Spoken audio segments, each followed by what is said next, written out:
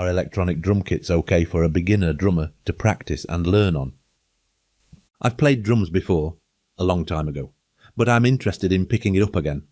For convenience, an electronic kit would be preferable to an acoustic one, but I am concerned that learning on an electronic kit would influence my touch later. Wondering if an electronic drum kit is a good choice for learning or getting back into drumming. In this video, I'm breaking down the pros and cons of electronic kits for beginners and revealing how they can affect your touch and feel on acoustic drums. Stick around to get the full scoop. Developing drummers. Whether you're just starting out or getting back into drumming after a long break, you might be considering an electronic drum kit for convenience.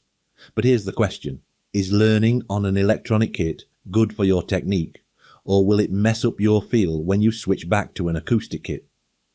Today, I'll take you through everything you need to know about using electronic drums as a beginner, how they differ from acoustic kits, and what you need to be aware of to keep your drumming on point.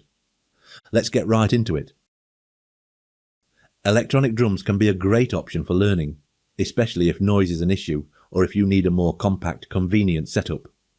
But as you mentioned in the question, learning on an electronic kit can influence your playing style and feel, especially if you plan to switch back to acoustic drums later on.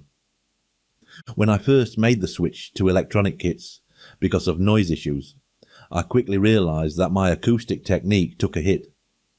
Acoustic drums react differently, they're harsher, and the way the drumstick bounces off an acoustic snare, for example, is not the same as with electronic mesh heads.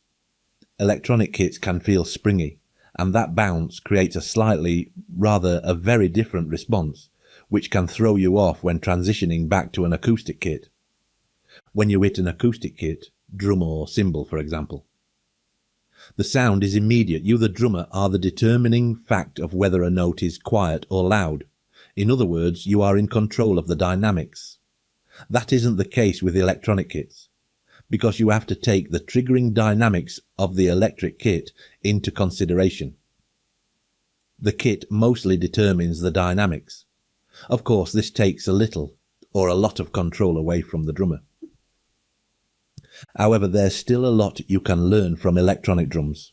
You can really dive into things like sensitivity settings, triggering and sound sampling. These are skills that can help you refine your overall sound.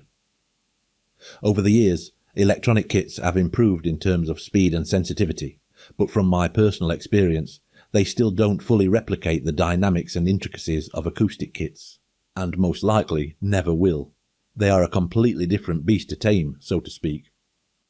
Now, let's talk about the drumheads. When you hit an acoustic snare, there's a certain harshness combined with a natural bounce that's hard to replicate on a mesh head. The mesh heads on electronic kits, especially the higher-end Roland V drums, come the closest to mimicking that feel, but they still have a bit of springiness that's not quite the same as the real thing.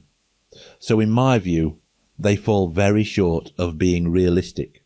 In fact, the rubber pads are closer to the real thing in my view. Speaking of Roland V drums, they're considered the best in terms of feel, but they come with a hefty price tag. For a beginner, an electronic kit can be quite expensive. You're looking at spending $400 to $800 for a decent low-end kit, and that's before factoring in all the additional hardware like a stool, bass drum pedal and hi-hat pedal. My advice: if you're just starting out or picking up drumming again after a long break, you could invest in a lower-end electronic kit just for practicing. Keep the electronics off and use the kit as a practice tool to work on your timing and technique. This allows you to focus on the math of drumming, hitting the drum at the right volume, without worrying about how the electronics translate your sound. However, keep in mind that when you do turn on the electronics, it's no longer about pure physical drumming. You're compensating for a delay between what you play and what you hear, and this gap, or latency, can affect your feel, especially when you go back to an acoustic kit. Personally, I found this delay too large to get fully comfortable with for some time, and it affected my playing when I returned to acoustic drums. I am a little more used to the latency, now having spent some money on a decent computer to record the kit. but that's all to do with recording rather than the kit itself. I actually recorded the Time, Space and Drum series, now called the Drumming Foundation series, using a lower end Roland kit, and while I managed to get through it, I definitely struggled with accents and dynamics. That said, for practicing technique and getting the basics down, electronic kits can be a solid option. So, what's next? So are electronic drums okay for beginners? Yes, but with a few caveats. They're great for practice and convenience, but they won't fully replace the feel of an acoustic kit. If you're serious about drumming long term, keep that in mind and just use the electronic kit to practice on. Now, if you're looking to improve your left hand speed and control, check out my next video where I'll share some tips and techniques to balance out your hands and level up your drumming skills. Click the next video to watch it now.